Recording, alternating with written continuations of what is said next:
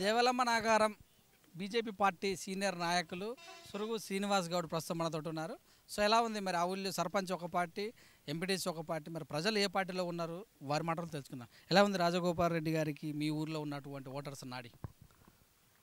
రాజగోపాల్ రెడ్డికి మా ఊర్లో దేవలమ్మ నగరంలో చాలా మంచి స్పందన ఉంది. ఆయన గురించి చాలామందికి ఏంటంటే ఇప్పుడు ఆయన సుశీలమ్మ ఫౌండేషన్ ద్వారా బీదవారికి ఎంతోమందికి ఎన్నో విధాలుగా చాలా సహాయం చేస్తుండు. కాబట్టి ప్రజలందరూ రాజగోపాల్ రెడ్డికి బ్రహ్మరథం బట్టి ఓట్లేసి గెలిపించడానికి కృషిగా ఉన్నారు. ఏ ఫౌండేషన్ పెట్టినా ఒకరికో ఇద్దరికో దెబ్బలు తాకితే 50,000 లేకపోతే ఏదైనా యాక్సిడెంట్స్ చదువుతానికి ఇస్తారు. కానీ ప్రభుత్వము ఇంటికి ఒక కళ్యాణ లక్ష్మి ఇస్తున్నాం అని చెప్తుంది, ఆసరా పింఛన్ అని చెప్తుంది, విద్యార్థి పింఛన్ అని చెప్తుంది, మంచినీళ్ళు కూడా మేమే దాపుతున్నాము. మరి అదే బీజేపీ పార్టీలకు కాంగ్రెస్ పార్టీలకు రైతు బంధు కూడా మేమే ఇస్తున్నాము, వాళ్ళు కూడా మాకేస్తారు ఓటు అంటారు కదా. మరి ప్రజల్ని గదే మభ్య పెడుతున్నా ఆయన ఏంటంటే పింఛన్లు అంటున్నా. ఆ పింఛన్లలో వచ్చేసి సెంట్రల్ గవర్నమెంట్ ఫండ్ నుంచి కూడా ఆ పింఛన్లలో సగము సెంట్రల్ గవర్నమెంట్ ఉన్నది.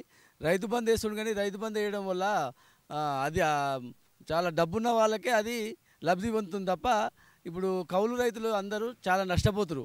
కాబట్టి ప్రజలు కూడా రైతు బంధు కూడా యాక్సెప్ట్ చేస్తలేరు.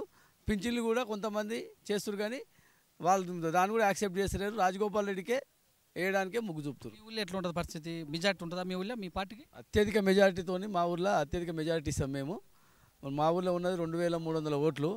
మేము 1,500కు తక్కువ కాకుండా మెజారిటీ ఇచ్చి రాజగోపాల్ రెడ్డి గెలిపించడానికి కృషి చేస్తున్నాం. గెలిచినటువంటి రాజగోపాల్ ఊళ్ళకే రాలేదంటారు కదా, మరి మీరు ఎలా ఓట్లు ఇస్తారని అనుకుంటారు? గెలిచిన రాజగోపాల్ రెడ్డి అంటే ఇప్పుడు 3.5 సంవత్సరాల నుంచి అసెంబ్లీలో కొట్లాడుతుండు మునుగోడు నియోజకవర్గ అభివృద్ధి గురించి. మరి ఏనాడు కేసీఆర్ ఒక మైక్ ఇవ్వలేదు, మైక్ ఇచ్చిన స్పీచ్ ఇస్తా అంటుండే గుంజుకుంటాడు. మునుగోడు అభివృద్ధి చేయలేదు. కాబట్టి రాజగోపాల్ రెడ్డి నియోజకవర్గం రావడానికి కొంచెం వెనక ముందు అయిండు. ఇప్పుడు అట్లేముండదు. వెనక ముందు అయినా కూడా ఆయన స్వతహా ఒక ఫౌండేషన్ ద్వారా ఎంతోమంది బీదవారికి ఎంతో విధంగా సహకారాలు చేస్తుండు. కాబట్టి ప్రజలు రాజగోపాల్ రెడ్డి వైపు మొగ్గు చూపుతారు. పువ్వు గుర్తు ఓటేసి రాజగోపాల్ రెడ్డి గెలిపించడానికి రెడీగా ఉండరు. గతంలో సిపిఐ సిపిఎం కాంగ్రెస్ పార్టీ పేదల పార్టీ, అందుకే ఓట్లు వేసారు. భారతీయ జనతా పార్టీ అగ్రవర్ణాల పార్టీ, గుర్తు కూడా పెద్దగా ఏం తెలియదు. పోయినసారి 10,000 ఓట్లు వచ్చినాయి కదా, ఎలా గెలుస్తారని కలలు అంటారు? రాజగోపాల్ రెడ్డి బ్రాండు.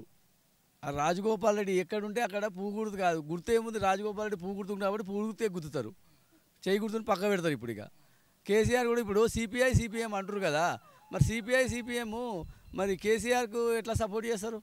కేసీఆర్ని వ్యతిరేకించారు కదా. ప్రతిపక్షం ఎవరుంటో వాళ్ళకి సపోర్ట్ చేయాలి. సిపిఎం సిపిఐ వాళ్ళు కూడా చాలా అమ్ముడు పోయి కేసీఆర్ దగ్గర కేసీఆర్ సంకల చేరిరు. వాళ్ళని కూడా తిరస్కరిస్తారు ప్రజలు.